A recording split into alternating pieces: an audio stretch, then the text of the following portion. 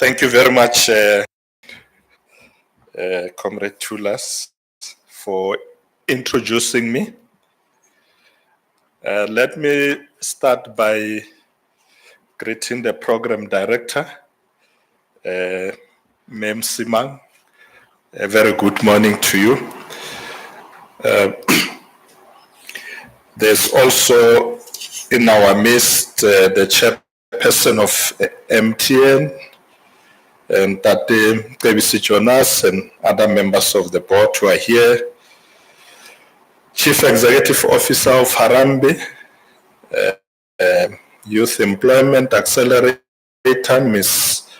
Kashuri Soni.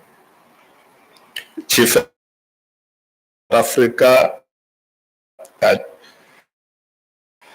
didn't see where he's sitting, Mr. Kes Kuvadia.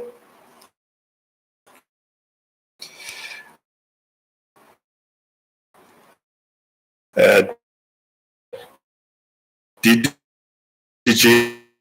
in the Presidency,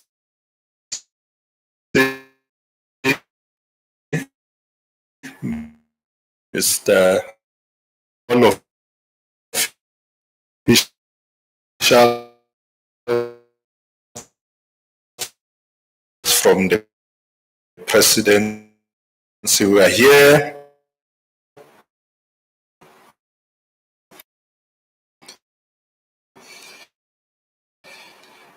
Head of Project Management Office and other senior of business society who are here. I will come back, but I thought a bit later. But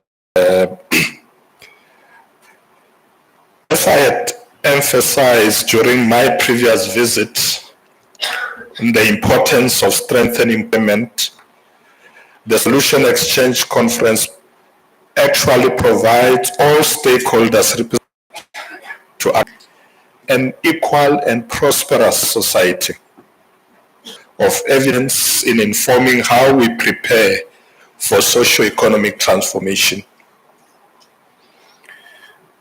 Program Director, the SG, Mr. Risenga Malulek, not the SG of the ANC, the Statistician General, so I call him SG too,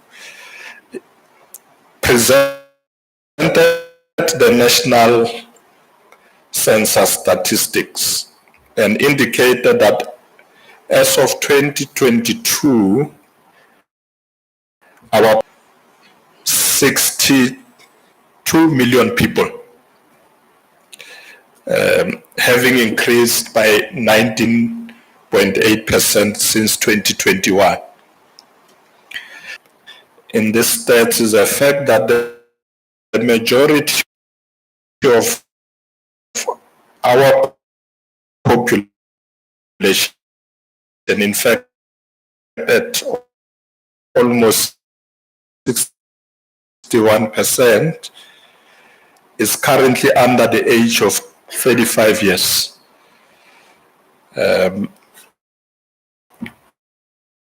So you can see that, in fact, we are a youthful country. Urbanization.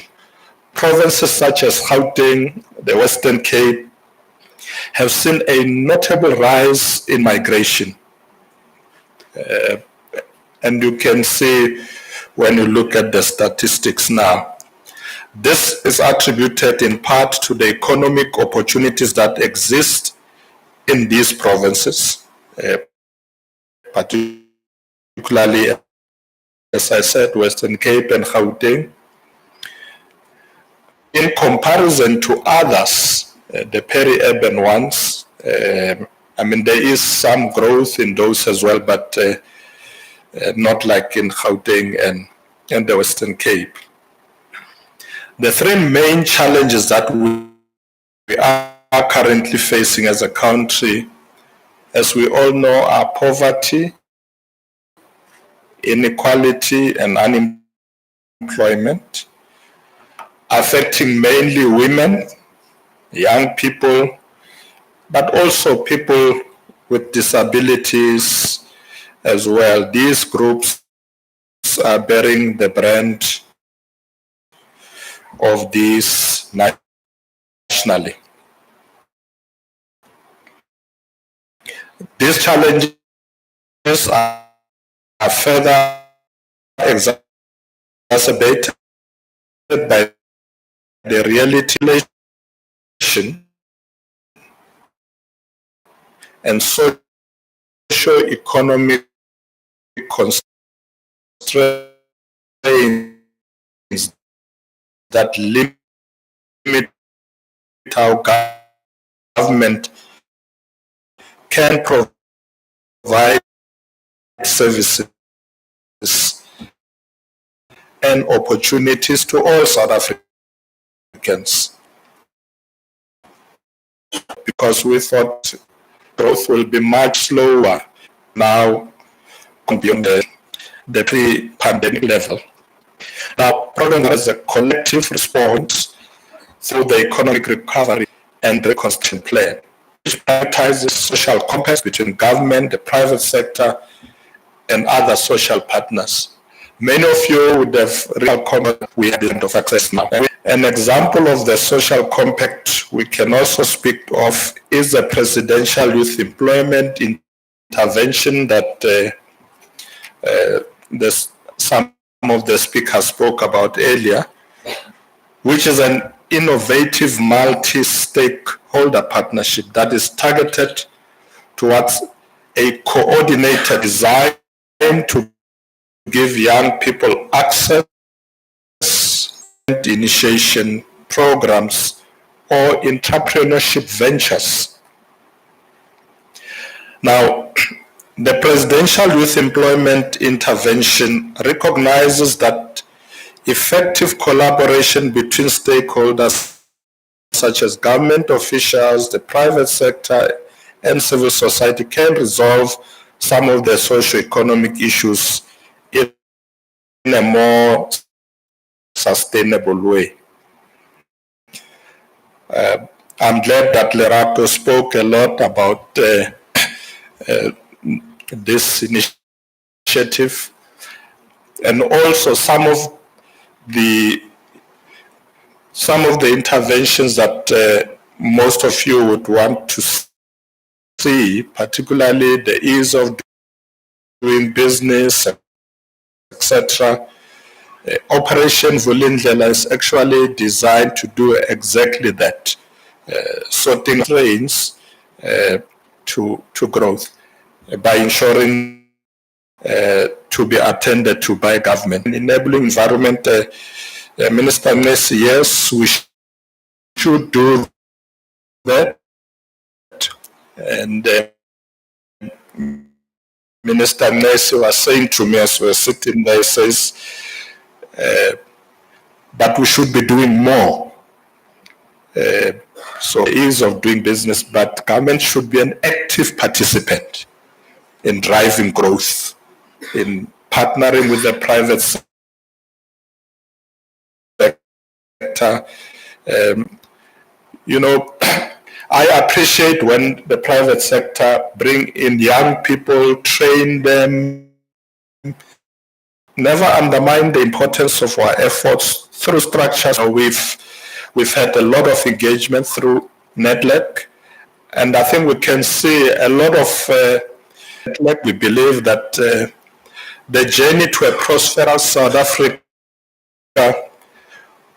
will, amongst others, be a successful one through the partnerships that we continue to drive. By the pledges that we have signed, the President signed pledges with about 115 CEOs recently, who are saying that they are willing to help us in implementing some of our interventions, which we have under CEOs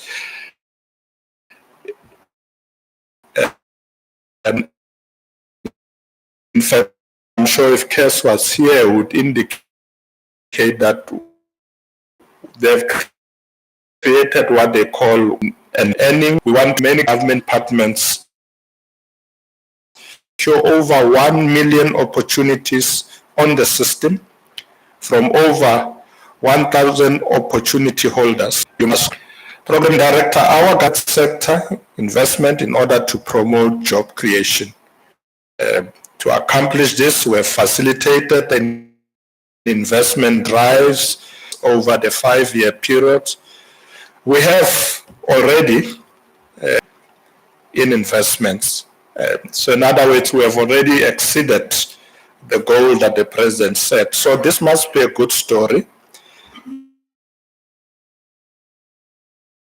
But we must be able to ensure that so that's really the focus that we are going to emphasize on in South Africa, to hearing that good story, the story of growth. But more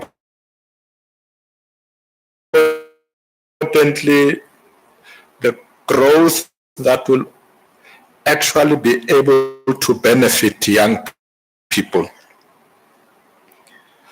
So, Program Director, and in some instances, labor as well, promises to strengthen recovery. That's why for us, bringing labor on board is very important. And they have the potential. We're looking at the energy sector. We're looking at transport and logistics and other critical sectors, building of roads, dams, houses, etc. The South African economy currently employs 5.1 million youth, 3.4 million of whom are employed in the formal sector. As it stands, 8.8 million young people are not in employment. They are not in education and training. Scale up efforts by working with business to create meaningful entrepreneurial support. And we must have support structures that are capable of absorbing large numbers in the labor market annually. So we need to increase the numbers. I think some of the numbers that are banded around are actually appreciated, but this is clear economy to develop and foundation. We have seen, in a sense, the government led and the youth. Government has indeed shown its capacity to support entrepreneurs. However, this support should extend also to businesses that are innovative, using economic zones and industrial park programs have been key in further integrating youth into the economy through various programs. Financial year 2022-23 investments to youth-owned companies, particularly of women, youth, and other marginalized groups, towards socio-economic transformation. Distinguished guests, in order for us to make a meaningful dent in youth unemployment, we must employ a multi-pronged approach that focuses on entrepreneurship and inclusive hiring. We must be strategic to ensure that young people are learning new skills that are responsive to the demands of the economy. I think the issue that was said by one of trained and acquire relevant skills. I said we must do it together. So I said, got you now. We must do it together. So I once again emphasized that let's do it together. As government, we remain committed to partnering with business, with civil society organization across the ecosystem